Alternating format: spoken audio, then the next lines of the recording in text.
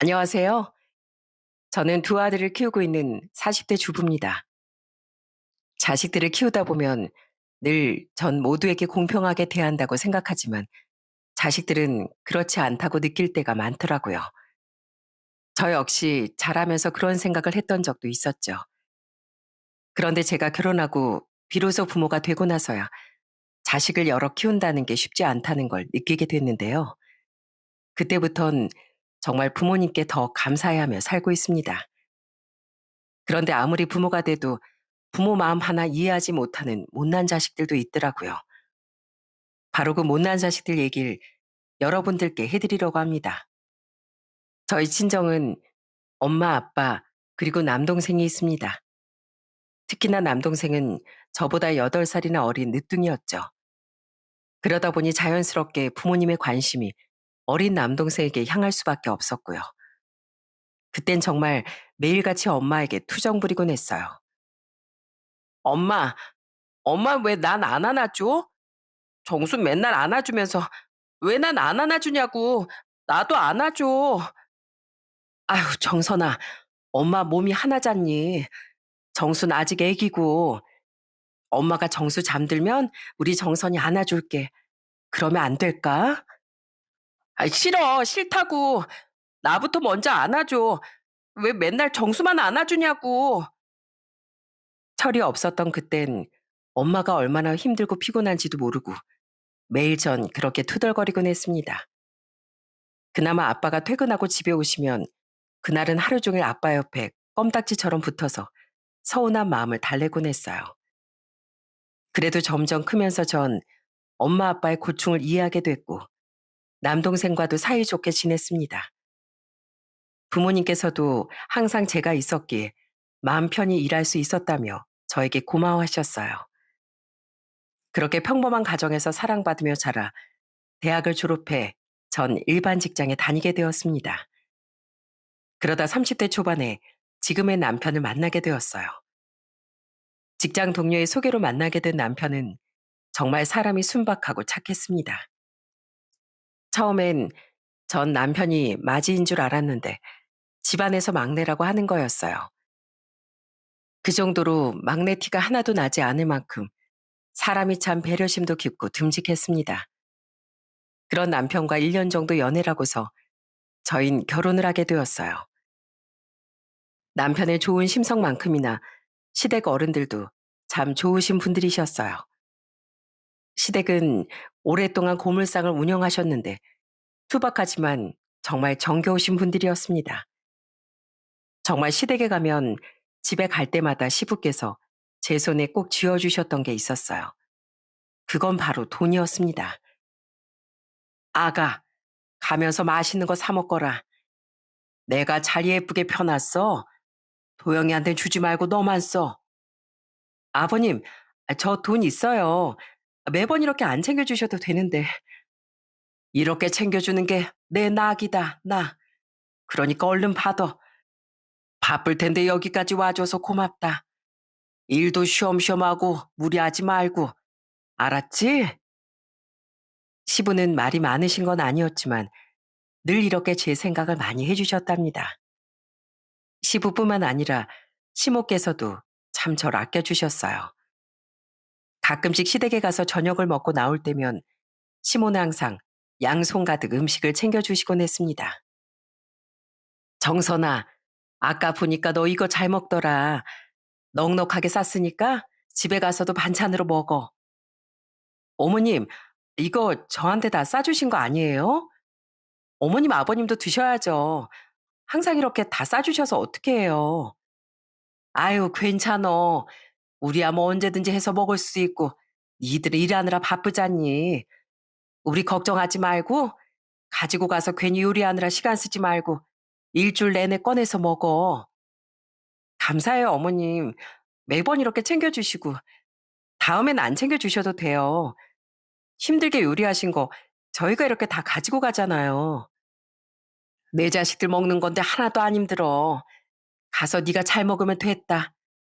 다음에 또 먹고 싶거들랑 언제든지 얘기하고. 그렇게 시모께선 제가 잘 먹는다 싶은 반찬은 항상 더 많이 싸주시곤 했습니다. 시부모님만큼이나 남편도 항상 세심하고 배려심이 많았어요. 특히나 친정에 가선 저보다 더 살뜰하게 저희 부모님을 챙기곤 했습니다. 평소에도 공구를 잘 다루던 남편은 친정집에 고장난 것도 척척 고쳐주곤 했어요. 한 번은 싱크대 서랍장 레일이 고장나서 잘 다치지 않았는데 그걸 남편이 고쳤습니다. 그러니 엄마가 얼마나 좋아하셨는지 몰라요. 어머, 강서방, 이런 것도 할 줄 알아? 새삼, 강서방 손재주가 이렇게 좋은 줄 몰랐네. 어떻게 이렇게 뚝딱 다 고쳤대? 저희 집이 고물상하다 보니까 이런저런 거 막 고치는 연습도 많이 해봤거든요. 다행히 제가 한번 해봤던 레일이라서 어렵지 않아서 다행이었네요. 장모님, 한번 써보세요. 아유, 너무 잘 되는데? 강서방 아주 그냥 만능 제주꾼이 있세. 우리 남편은 평생 회사밥만 먹고 다녀서 이런 거 잘 못하던데. 어떻게 이런 것도 척척 잘하고. 강서방 진짜 대단해. 엄만 정말 저희 남편을 너무나 좋아했습니다. 거기다가 아빠한테도 남편이 진짜 잘했어요. 아빠는 평소에 약주 드시는 걸 좋아하셨는데 특히나 막걸리를 즐겨 드셨습니다. 그래서 항상 친정에 갈 때마다 남편은 막걸리를 매번 챙겨가곤 했어요. 아버님, 저희 왔습니다. 그리고 막걸리도 사왔어요. 아버님, 오늘은 파전에 막걸리 어떠세요? 제가 파전하려고 새우도 사왔거든요. 아이고, 자네 어쩜 나랑 생각이 딱 맞았나. 안 그래도 날씨가 흐릿흐릿한 게 젖 먹기 딱 좋은 날이라고 생각하고 있었는데 어쩜 자네 나랑 이렇게 잘 맞는가. 그러셨어요? 역시 아버님이랑 저랑은 천생연분인가 봅니다. 막걸리 시원하게 해서 한 잔 드시죠?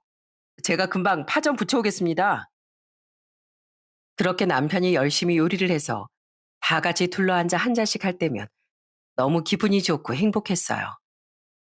특히나 어린 남동생은 저희 남편을 엄청 따르기도 했습니다. 그때가 막 대학 졸업을 앞두던 시기라 동생이 고민이 많았거든요. 그때 남동생은 저보다 남편한테 고민 상담을 많이 하기도 했어요. 매영, 오늘 맥주 한 잔 저랑 따로 하시면 안 돼요? 저 매영한테 물어볼 것도 좀 있는데. 아유, 좋지. 처남, 여기 집 앞에 치킨집이 있던데 거기 가서 우리 한 잔 할까? 뭐야, 왜 다른 사람들 다 빼고 둘이서만 마셔? 나도 갈래. 나도 치킨 먹을래. 누나, 나 매영이랑 단둘이 할 말이 있단 말이야. 그러니까 누난 좀 빠져. 여보, 내가 처남이랑 얘기 좀 하고 올게. 당신 먹고 싶은 치킨 포장해서 가져다 줄 테니까 오랜만에 장인 장모님이랑 오붓하게 시간도 보내고 그래. 누나, 누나한테 남편이지만 나한텐 또 누구보다 든든한 매형이거든. 오늘은 나한테 양보해. 누난 맨날 보잖아. 치, 알았다, 알았어. 뭐 그렇게 둘이서 할 말이 많다고 매번 그렇게 둘이서만 다녀? 질투난다, 질투나. 그렇게 남편은 저희 친정 식구들과도 정말 친하게 잘 지냈습니다. 그렇게 결혼하면서 전 1년 후에 첫 아들을 낳았고, 첫째를 낳고서 2년 후엔 둘째 아들도 낳게 되었어요. 양가 부모님이 정말 많이 좋아하셨는데, 그 중에서 어머님은 제 걱정이 정말 많으셨습니다. 둘째 낳을 때가 난산이라 진통도 엄청 심했고, 출산 후에도 기력을 잘 못 찾았거든요. 그때 저희 친정엄마보다 더 살뜰하게 챙겨주신 게 바로 시모였습니다. 매일 집에 찾아와선 제 손 발을 다 주물러 주시고 마사지까지 해주셨어요. 오죽하면 저희 엄마가 옆에서 시모를 말리실 정도였죠. 아이고, 사돈, 앉아서 좀 쉬세요. 우리 애보다 난 우리 사돈이 쓰러지실 것 같네. 병원에서도 이제 좀 괜찮다니까 걱정하지 말고 좀 쉬세요. 난 우리 정선이 출산할 때 그렇게 고생하는 거 보고 눈물이 다 나더라고요. 사돈께서도 마음이 철렁하셨겠지만 저 역시 마음이 철렁 내려앉는 것 같았습니다. 내 평생 딸 자식이 없어서 딸 가진 부모 마음은 모를 거라고 생각했었는데 며느리도 딸 같으니 너무 안쓰럽고 안 됐더라고요. 사돈은 얼마나 힘드셨겠어요. 제가 해줄 거라곤 이런 거밖에 없죠, 뭐. 남들은 며느리 출산했다고 하면 손주 보느라고 바쁘다던데 어떻게 우리 안사돈은 손주들보다 며느리 신경 쓰느라 바쁘신가 몰라요. 그러게 말입니다. 저누리 손주들도 예쁘지만 우리 며느리가 제일 예쁘네요. 그렇게 시모의 깊은 사랑을 받으며 전 건강하게 산후 회복을 할 수 있었습니다. 지금 생각해도 제가 그때 후유증 없이 건강하게 일상으로 되돌아올 수 있었던 이유도 다 시모 덕분이라고 생각해요. 매일같이 전복죽이며 삼계탕이며 좋다는 음식은 다 챙겨주셨으니 그 정성으로 제가 나을 수 있었던 거였습니다. 좋은 시부모님 만나 다정한 남편과 토끼 같은 자식들을 두고 그렇게 행복하게 잘 지낼 수 있을 거라고 생각을 했어요. 그런데 제가 결혼을 하고 난 뒤 5년째 되던 해 친정에 청천벽력 같은 소식이 들려왔습니다. 바로 저희 아빠가 아침 운동을 하시다가 갑작스럽게 쓰러지시고 깨어나지 못하셨다는 소식이었어요. 평소에도 고혈압과 고지혈증이 있으셨던 아빤 그렇게 갑작스런 협심증으로 저희 곁을 떠나시고 말았습니다. 전혀 예상치도 못한 이별에 저나 엄마, 남동생 모두 정신을 차릴 수가 없었어요. 특히나 엄만 너무나 힘들어 하셨습니다. 장례식 내내 수십 번을 혼절하시며 슬퍼하셨죠. 그런 엄마를 곁에서 지켜주신 게 바로 저희 시부모님이셨어요. 시부모님께선 장례식장에 아빠에게 마지막 인사를 하려고 오셨다가 엄마의 상태를 보시고선 장례식 내내 자리를 지켜주셨습니다. 시모는 옆에서 힘들어하는 저희 엄마를 다독이고 부축해주며 그렇게 장례식 일정을 잘 치를 수 있도록 도와주셨고 시부와 남편은 장례 절차를 잘 모르는 저와 남동생을 대신해 절차를 도와주셨죠. 그런 시부모님께 엄만 장례가 끝나고서 정말 많이 감사하다며 마음을 표현하셨어요. 사돈, 정말 감사합니다. 두 사돈 덕분에 저희 남편 편히 잘 갔을 거예요. 너무너무 감사드려요. 제가 너무 경황이 없어서 두 분 도움을 많이 받았네요. 바쁘셨을 텐데 내내 계셔 주셔서 정말 너무 고맙습니다. 아닙니다, 사돈. 얼마나 마음이 힘드시고 아프시겠어요. 저희도 가족인데 옆에서 도와드려야죠. 사돈 심정 저희가 다 알 수는 없겠지만 그래도 조금이나마 위로가 되셨으면 좋겠네요. 바깥 사돈께서도 좋은 곳으로 분명 가셨을 겁니다. 평생 그렇게 성실하고 착실하신 분이셨으니까요. 그렇게 끝까지 시부모님은 저희 엄마도 위로해 주시고 안아주셨어요. 그 후로도 무슨 일이 있을 때면 시부모님은 엄마를 엄청 많이 챙겨주셨어요. 명절에도 홀로 계실 엄마를 먼저 생각해 시댁보다 친정에 먼저 며칠 다녀오길 권하신 것도 바로 시부모님이셨습니다. 정선아, 올해 명절부터 우리 집에 오지 말고 친정에 며칠 있다가 마지막 날에 오거라. 사돈도 혼자 계실 텐데 얼마나 쓸쓸하시겠어. 우리야 첫째 내도 있고 둘째 내도 있으니 걱정하지 말고. 어머님, 정말 그래도 괜찮으시겠어요? 그래도 다 같이 모였을 때 얼굴 보는 게 좋잖아요. 괜찮다. 아이 니들이야 평소에도 자주 보잖니.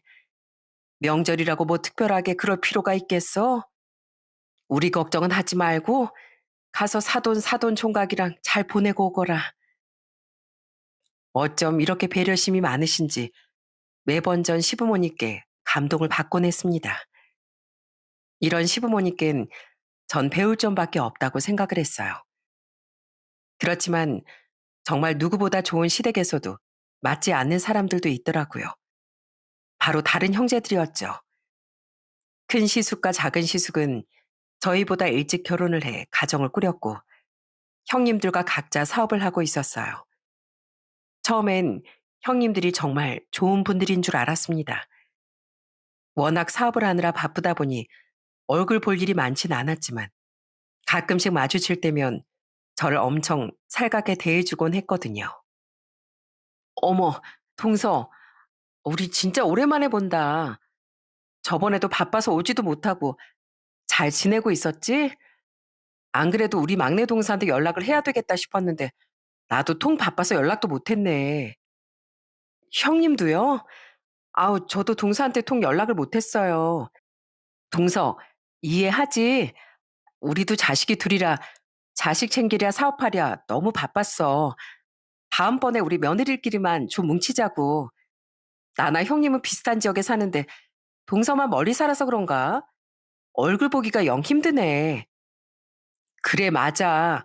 아, 우리 둘은 가까이 살아서 자주 보는데 우리 막내 동서만 못 봐서 내가 아쉽다. 다음에 우리끼리 뭉치자고. 들어보니 큰형님과 작은형님은 종종 둘이서 자주 보는 듯 했습니다. 저는 시댁에 가까이 살았지만 두 형님들은 시댁에서 좀 멀리 떨어진 지역에 살았고 두 분이선 가까웠거든요. 그러다 보니 자주 보겠다 생각은 하고 있었는데 그렇게 자주 봐서 그랬을까요? 두 사람이 어쩜 이렇게 똑같은 성격인지 참 기가 막힐 때가 많았답니다. 형님들이고 시숙들이고 멀리 살아서 그런지 시댁 일엔 잘 참석을 하지 않았어요. 맨날 바쁘다, 정신없다는 핑계로 제사이든지 명절이든지 잠깐 왔다가 가버릴 때가 많았죠. 심지어 시부모님 생일 때도 용돈만 보내고 끝일 때가 많았어요. 한 번은 제가 시모 생신날에 생신상을 직접 차려드린 적이 있었습니다. 아빠 장례식도 그렇고 매번 엄마도 챙겨주시는 게 감사해서 정말 정성으로 밥을 했었어요. 그런데 그날 웬일인지 두 형님들이 시댁에 왔더라고요. 그런데 같이 축하라고서 딱 후식을 먹으려고 하는 찰나에 갑자기 시댁에서 반찬통을 이것저것 꺼내더니 음식을 담기 시작하는 거였습니다. 어? 형님, 뭐 하세요? 이거 정리하시려고요? 근데 왜 작은 통에다 나눠 담으세요? 아, 이거 어차피 여기 있으면 어머님, 아버님 많이 드시지도 못하니까 내가 싸가려고. 동서 고생 많이 했겠다. 음식물로 버릴 바엔 우리 거 가지고 가서 먹는 게 낫지 뭐. 그래, 맞아, 동서. 형님이랑 나랑 사업하느라고 바쁘잖아. 애들도 잘 먹으니까 가지고 가서 애들도 먹이고 그럴게. 아니, 아무리 그래도 이걸 다 싸가시게요? 어머님, 아버님 드실 건 남겨두셔야죠. 일단 두세요. 그리고 이따가 정리할 때 조금씩 가져가시고요. 에이, 동서. 이거 남겨봤자 어머님, 아버님 안 드신다니까 그러네. 입도 짧으신 양반들이 이걸 언제 다 먹겠어. 우리가 다 알아서 하는 거야. 버리는 것보다 낫다니까 그러네. 어머님, 그죠? 저희 이거 다 싸갈게요. 어차피 못 먹어서 치울 거면 저희가 가지고 가는 게 낫죠. 당당하게 챙겨가려고 하는 두 형님의 모습을 보면서 전 너무나 어이가 없었습니다. 아니, 저야 어머님, 아버님 한 끼 거하게 든든하게 대접드리려고 했던 거지만 아무리 그래도 바로 눈앞에서 그걸 싹 다 가지고 가려고 하다니요. 진짜 어처구니가 없었는데 그때 시모가 나섰답니다. 아유, 이걸 다 가지고 가면 어째. 막내가 하루 종일 고생해서 만든 음식인데 내 생일이라고 만든 건데 그냥 놔둬라. 우리가 내내 먹으면 되지. 니들 건 조금만 덜어가고. 어머, 어머님 나이 드시더니 음식 욕심 생기신 거 봐. 이걸 다 드시게요? 그러다가 탈나세요. 저희가 알아서 할게요. 아이, 됐다니까 그러네. 니들은 어째 내 생일이라고 한 번에 안 오더니만 오늘은 음식 냄새 맡고 온 거냐? 어떻게 막내가 이렇게 차려놓은 걸 홀라당 다 가지고 가려고 해? 수고했다 맛있다 하지 못할 망정. 됐다. 아예 가지고 가지 말어. 결국 시모가 화를 내자 그때서야 두 형님은 음식 챙기는 걸 멈추더라고요. 그런데 더 기가 막힌 게 뭔지 아세요? 나중에 음식 싹 정리하고 냉장고에 넣어뒀더니만 집에 갈 때 그걸 또 홀라당 가져간 거 있죠? 그렇게 두 형님들은 본인들한테 뭔가 이득이다 싶으면 정말 득달같이 달려들어서 챙기곤 했습니다. 솔직히 처음엔 그게 이 정도로 심할 거라곤 생각도 못 했어요. 두 형님 시숙의 실체를 알게 된 것, 제가 결혼하고서 7년 차쯤 됐을 때였습니다. 원래는 시댁에 잘 안 오던 큰 시숙네가 어느 날 주말에 갔더니 다 시댁에 와 있는 거였어요. 그런데 와서 하는 모습이 어딘가 모르게 이상했습니다. 어머님, 앉아서 좀 쉬고 계세요. 제가 오늘은 저녁 한다니까요. 그러니까 가서 좀 쉬고 계세요. 어머님, 갈비찜 좋아하시죠? 오늘 아침에 아주 신선한 소고기 딱 사왔어요. 제가 맛있게 해드릴게요. 됐다. 아이, 내가 하면 되지. 무슨 갈비찜을 사왔어. 어머님이 이거 좋아하시잖아요. 제가 신경 써서 사온 건데. 그러니까 가서 앉아 계세요. 동서 뭐해? 와서 어머님 모시고 방에 좀 가 있어. 내가 요리할 테니까 신경 쓰지 말고. 시댁에 와선 한 번 저녁상을 차려보지도 않았던 큰형님이 갑자기 웬일로 요리를 한다는 걸까? 너무 의아했어요. 거기다가 더 이상한 건 또 있었네요. 바로 큰 시숙이 막 일을 하고 돌아온 시부를 걱정하는 척 말을 하는 거였어요.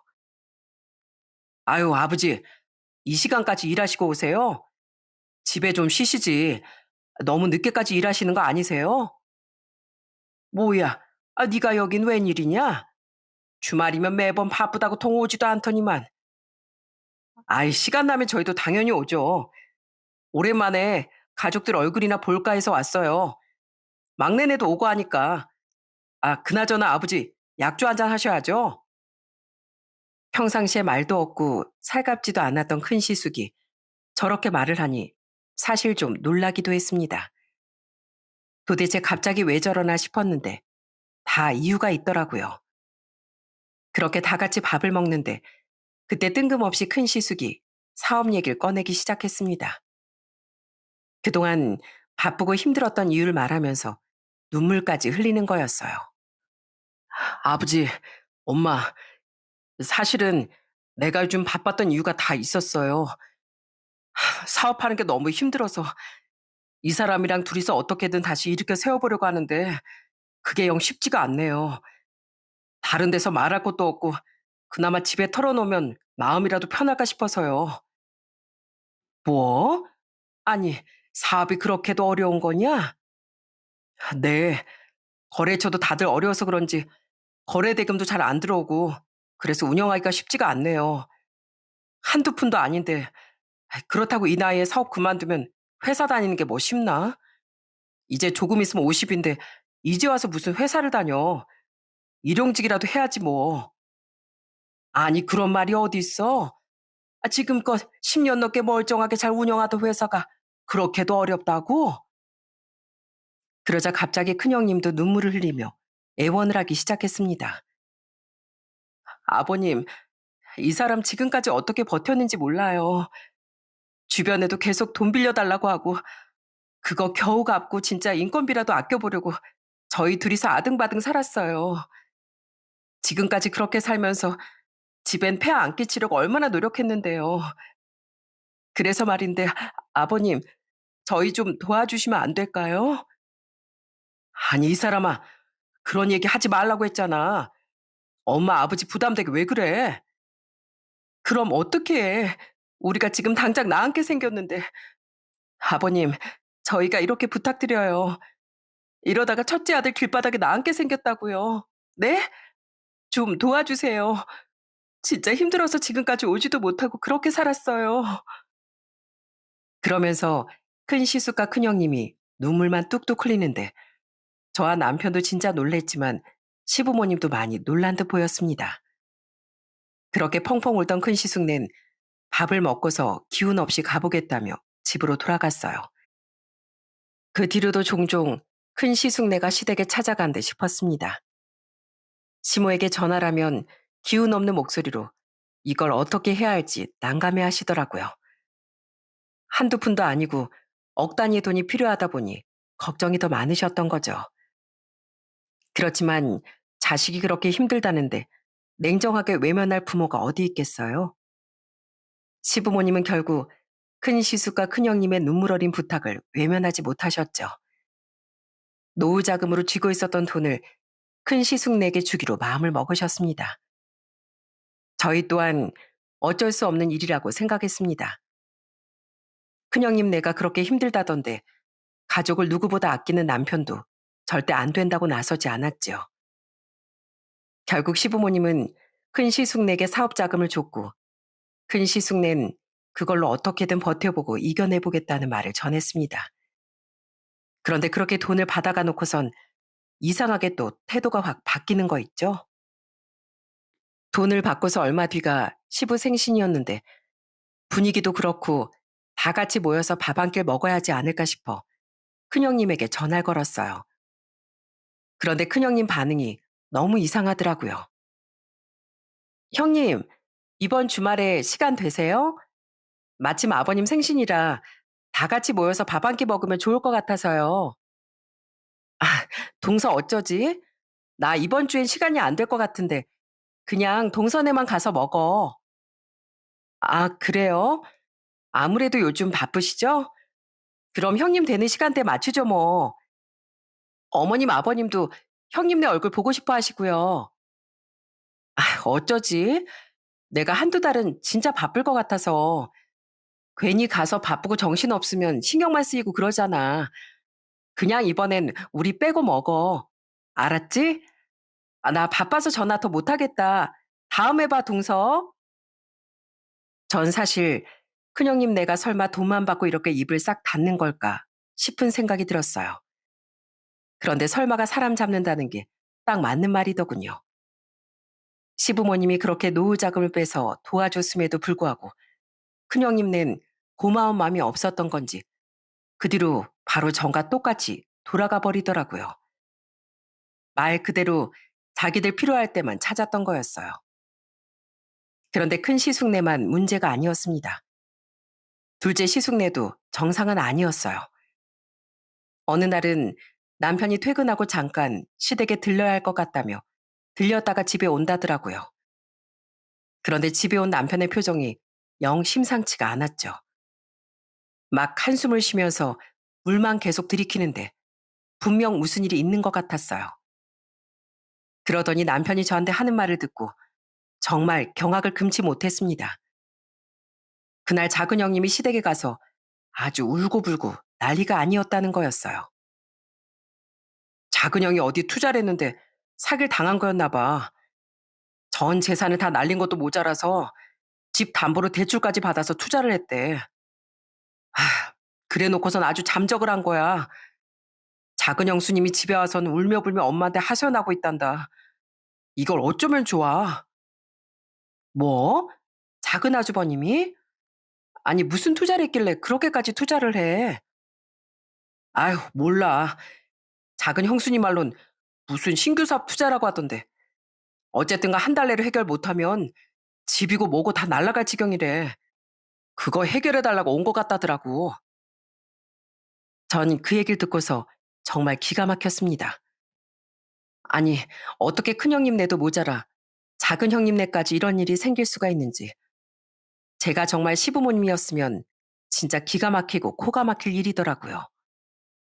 전 시부모님이 너무 걱정이 됐습니다. 자식들도 계속해서 사고만 치고 잘 살지도 못하니 얼마나 답답하셨겠어요. 그래서 시댁에 갔더니 역시나 분위긴 최악이더라고요. 시모는 절 보자마자 눈물만 흘리시고 시부는 일도 안 나가시고 방 안에서 한숨만 푹푹 쉬고 계셨고요. 그 모습을 보면서 얼마나 마음이 아팠는지 모릅니다. 아무리 몸이 힘들고 아파도 누구보다 성실하고 부지런하게 움직이셨던 분들인데 자식들 일엔 이렇게 무너져 내리는구나 싶어서 너무 마음이 아팠습니다. 어머님, 괜찮으세요? 작은 아주버님은요? 아직도 연락이 안 되는 거예요? 작은 형님한테 제가 전화해보니까 전화도 안 받으시던데 자기 친정에 가 있는다고? 친정에선 일 아무것도 모른다더라. 우리한테 그래서 도와달라고 왔는데 이걸 어쩌면 좋니? 둘째는 좀 있으면 애들 중학교 가는데 이걸 어쩜 좋냐고. 어머님, 그래도 당장 도와줄 수 있는 여력이 있으신 것도 아니고 저번에 큰 시숙님네 도와주느라고 힘드셨잖아요. 그렇다고 애도 둘인데 당장 집 하나 구할 돈도 없다는데 어떻게 하겠어.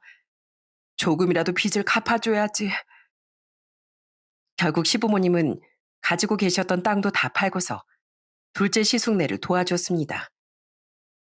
그렇게 재산을 처분하는 동안 작은 시숙은 아예 연락도 되지 않았고 작은 형님만 내내 울며 불며 시댁을 왔다 갔다 했는데 그걸 매번 시부모님도 봐야 했으니 심정이 오죽하셨겠어요? 우는 작은 형님을 보면서 시부모님도 많이 압박을 받으셨겠죠. 결국 땅도 처분하고서 작은 아주버님네를 도와주고 나서야 그제서야 작은 시숙이 나타났더라고요. 빚을 갚았다는 건 또 어떻게 들었는지 모르겠지만 나타나선 시부모님께 무릎을 꿇고 사과를 했어요. 엄마, 아버지, 정말 죄송해요. 아내한테 다 들었어요. 제 빚 다 갚아주시느라고 땅도 다 파셨다고. 정말 죄송해요. 제가 앞으로 정신 차려서 진짜 잘 살게요. 정말 잘 살게요. 그래, 이젠 니들 도와주려고 해도 우리가 여력이 안 된다. 그러니 앞으로 니들이 정신 똑바로 차려서 살아야 돼. 이 엄마 아버지가 살면 얼마나 살겠냐. 우리 앞으로 살아갈 돈 다 처분해서 니들 준 거야. 그러니 니들이 알아서 잘해라. 그런 걱정하지 마세요. 저희가 엄마 아버지 꼭 모실게요. 형이랑 제가 돌아가면서라도 꼭 모실게요. 그렇게 작은 시숙네 사건도 잘 마무리가 되는 듯 했습니다. 근데 또 이상하게 작은 시숙네도 그렇게 자기들 사건이 해결되고 나니까 또 태도가 확 바뀌는 거였어요. 한 번은 저희가 형제들끼리 돈을 모아 시부모님 생활비라도 좀 지원을 해야 하지 않을까 생각이 들어 얘기를 꺼낸 적이 있었답니다. 사실 이제 70대가 되신 시부모님이 언제까지 고철들을 모으고 팔면서 일을 할 수 있겠어요? 거기다가 재산이라는 건 다 처분을 해버렸으니 이젠 자식들이 책임을 져야 할 때가 온 거라는 생각이 들었죠. 그래서 남편이 형들에게 얘기를 했는데 아무도 그 말에 동의를 안 했다는 거였어요. 아직 시부모님 몸이 건강하지 않냐며 벌써부터 그렇게 돈을 들일 이유가 있냐며 나중에 누구라도 편찮으시면 그때 자신들이 모시겠다며 떵떵거리면서 화를 냈다는 거였어요. 그 말을 듣고서 얼마나 기가 찼는지 모릅니다. 더군다나 더 기가 찼던 건 또 있었네요. 그로부터 얼마 뒤 큰 조카의 SNS에 사진 한 장이 딱 올라왔더라고요. 그런데 그 사진을 보고서 전 정말 경악을 금치 못했습니다. 그렇게 힘들고 어렵다던 큰형님네가 다름 아닌 해외여행을 떠났다는 거였어요. 매번 사업하느라 바쁘다, 힘들다를 입에 달고 살면서 시댁은 코빼기도 안 비추더니 정작 자신들은 비싸다는 유럽 여행을 보름 동안 다녀온 거였죠. 그걸 보고서 뭔가 잘못된 것 같다는 생각이 딱 들었어요. 그리고 얼마 후 이 사람들이 숨겼던 진실이 드러나고야 말았습니다. 그날은 유난히 날씨가 더웠던 여름날이었어요. 남편의 다급한 전화를 받고서 달려간 곳은 다름 아닌 병원이었습니다. 땡볕에 일을 하시던 시부께서 갑자기 쓰러지셔서 병원에 실려가셨다는 거였죠. 너무 놀라 정신없이 병원으로 달려가 보니 시부가 갑작스런 뇌출혈로 쓰러지신 거였어요. 거기다가 출혈량이 많아 상황은 무척이나 심각했고요. 그래도 빠르게 수술을 하고서 깨어나시게 됐는데 문제는 한쪽 몸에 마비가 오는 심한 후유증이 생긴 거였습니다. 시모가 그 사실을 아시고서 크게 상심하셨고 저와 남편 또한 너무나 큰 충격을 받았어요. 그리고 퇴원을 앞두고서 모든 가족들이 시부의 병실로 모여들었습니다. 앞으로 시부모님을 어떻게 해야 할지, 치료는 어떻게 할 것인지 상의를 해야만 했어요. 그런데 그 자리에서 두 형제와 형님들은 정말 뻔뻔하게 나오는 거 있죠? 서로 네가 모셔라며 난리가 난 거였습니다. 형님, 형님이 큰형님이니까 당연히 어머님 아버님 모시고 살아야 되지 않겠어요? 우린 딸이 둘이라 모시고 살 방도 없지만 형님네는 아들도 이제 다 컸고 독립하면 되잖아요. 그럼 형님네가 모시면 딱이겠네. 어머 동서, 그게 무슨 소리야. 우리가 어떻게 모셔. 동서 말 맞다나 우리 아들 이제 수능이 코앞인데 아니 어떻게 우리가 모셔? 고등학생이면 입시 신경 써야지. 그게 얼마나 중요한 건지 몰라? 동서는 그리고 방도 크고 여유롭잖아. 무슨 소리예요, 형님? 그렇게 돈을 받아가셔선 안 모시겠다 이거예요?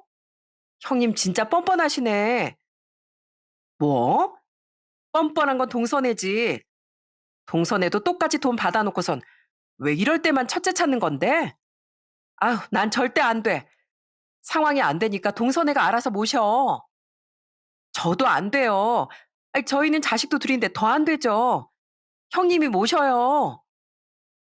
그렇게 두 사람이서 앞에서 싸우는데 정말 기가 막히고 어처구니가 없더라고요. 그렇게 도와달라 사정사정할 땐 둘도 없는 시부모인 것처럼 하더니 이제 자기들이 책임져야 할 일이 생겨버리니까 언제 그랬냐는 듯 하는 꼴을 보면서 진짜 할 말을 잃게 되더라고요.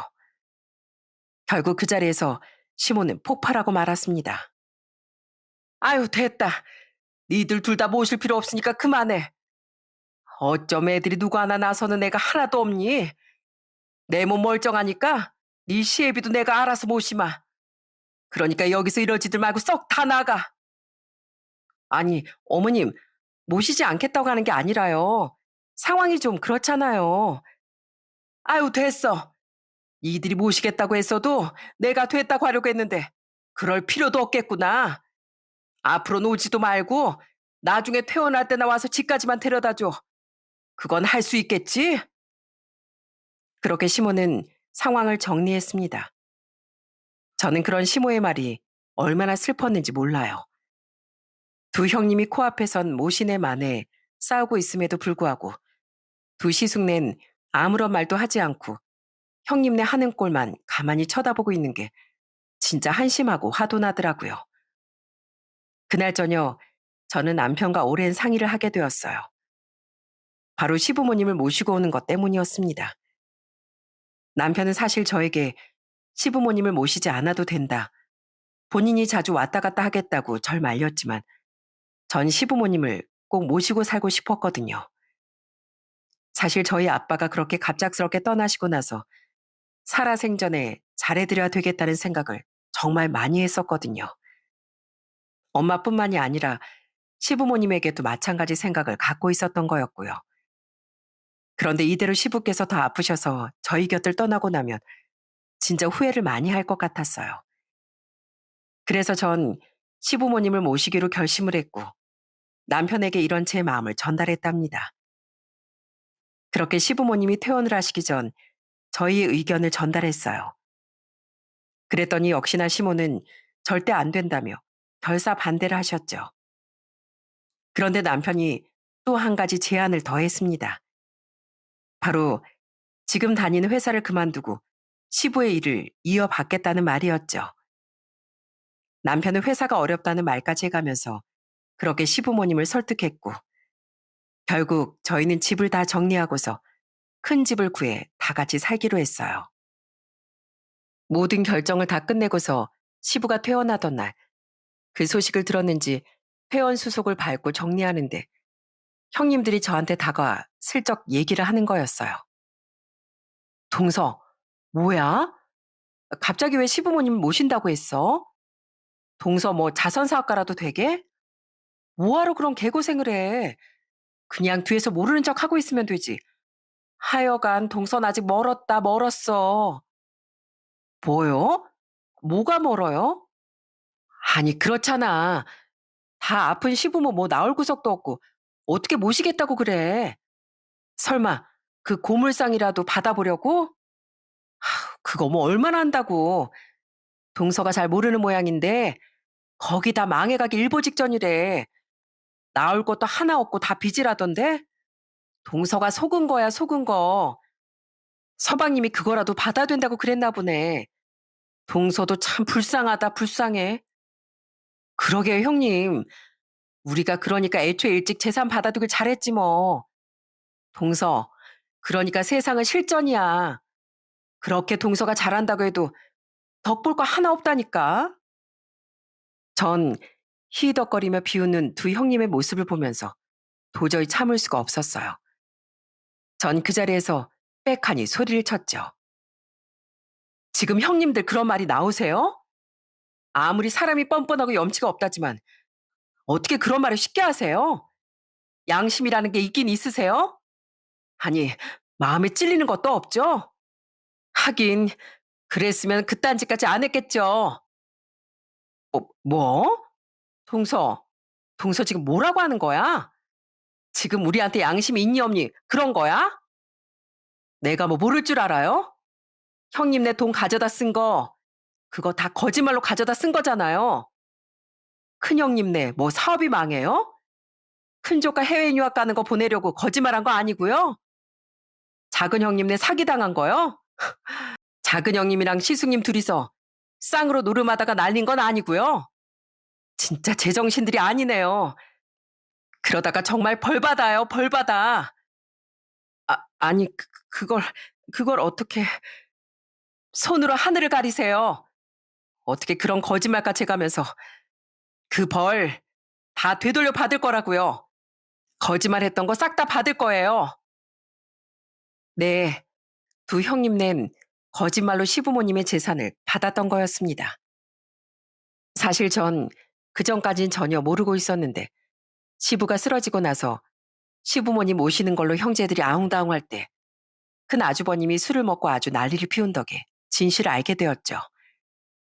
알고 봤더니 큰 시숙낸 형님이 외제차를 끌고 다니고 사치하고 그러면서 사업하는 돈을 다 탕진했던 모양이었어요. 그런데 그 와중에 하나 있는 자식마저 유학 가겠다고 난리를 피우니 거짓말로 시부모님께 돈을 받았던 거였어요. 거기다가 작은 시숙네는 작은 시숙이 사고를 친 게 아니라 작은 시숙과 작은 형님 둘이서 같이 사고를 친 거였답니다. 애초에 작은 형님네 집에선 도와줄 여력조차 없으니 작은 형님이 연기를 해서 작은 시숙이 사고를 친 것처럼 한 거였죠. 그걸 내내 꽁꽁 숨기고 있다가 큰 시숙이 술을 마시고 시댁으로 와 다 털어놓은 거였고요. 시모가 그걸 듣고서 얼마나 기가 막혀 했는지 모릅니다. 아픈 시부에겐 사실대로 말을 하지 못했지만 퇴원하면서 시모는 다른 형제들에게 소리를 치셨어요. 니들이 이러고도 자식이라고 할 수 있어? 부모가 애쓰게 모아놓은 피 같은 재산을 어떻게 세치요로 다 빼앗아가? 니들이 그러고도 자식이냐? 자식이야? 너희 같은 자식들은 필요 없다. 내 평생의 자식이라곤 막내뿐이라고 생각할 테니까 앞으로 얼굴도 보고 살지 말자. 아니, 엄마, 그게 아니라, 그게 아니긴 뭐가 아니야? 그네 너도 양심에 걸리니까 그날 그렇게 난리를 피운 거 아니야? 니들이 한 짓 너무하다 싶으니까 이제 와서 털어놓은 거 아니냐고. 난 짐승의 탈을 쓴 못난 자식들 필요 없다. 앞으로 너희 애비가 죽든 내가 죽든 장례식에도 오지도 말어. 그렇게 시모는 큰 시숙네와 작은 시숙네를 내쫓아 버렸어요. 한동안 정말 배신감에 저까지 너무 화가 날 정도였어요. 그렇지만 시부의 재활이 먼저 시급했고 남편도 일을 그만두고서 고물상을 운영해야 하니 시숙네 사건에 신경 쓸 겨를도 없었습니다. 시부는 퇴원을 하시고서 열심히 재활을 다니셨고 그러면서도 남편에게 고물상 운영을 하는데 도움이 될 만한 것들을 하나부터 열까지 다 알려주셨어요. 전 참 시부께서 진짜 대단하다고 생각을 했던 게 지금까지 운영하시면서 거래를 맺은 거래처들이 죄다 10년 넘은 오래된 곳들이더라고요. 그만큼 시부가 이 분야에서 얼마나 노력하고 신뢰를 쌓았을지 생각을 해보니 정말 존경스러울 수밖에 없었어요. 그렇게 탄탄한 거래처들을 이어받으면서 시부는 좋지 않은 몸도 손수 이끌어서 거래처도 남편과 한 곳 한 곳 다 인사를 다녔고 그 덕분에 남편은 좀 더 수월하게 사업을 시작할 수 있었어요. 그러다 보니 고물상도 정말 안정적으로 운영될 수 있었답니다. 오히려 남편이 직장에 다닐 때보다 월급은 몇 배 더 오를 정도로 저희는 생활이 피게 되었고 남편도 일을 워낙 잘하다 보니 거래처는 전보다 더 늘어서 매출도 쑥쑥 상승하게 되었어요. 그래서 남편이 고물상을 이어받아 운영하면서 시부모님 빚도 다 청산하고 심지어 팔았던 땅값까지도 금세 모을 수 있었어요. 그게 남편이 사업을 이어받은 지 3년째 되던 해 다 이룬 거였죠. 그리고 시숙네는 어떻게 됐냐고요? 시숙네는 둘 다 이혼을 했습니다. 그렇게 사치심하고 허영심심한 시숙네가 잘 살 리가 없겠죠.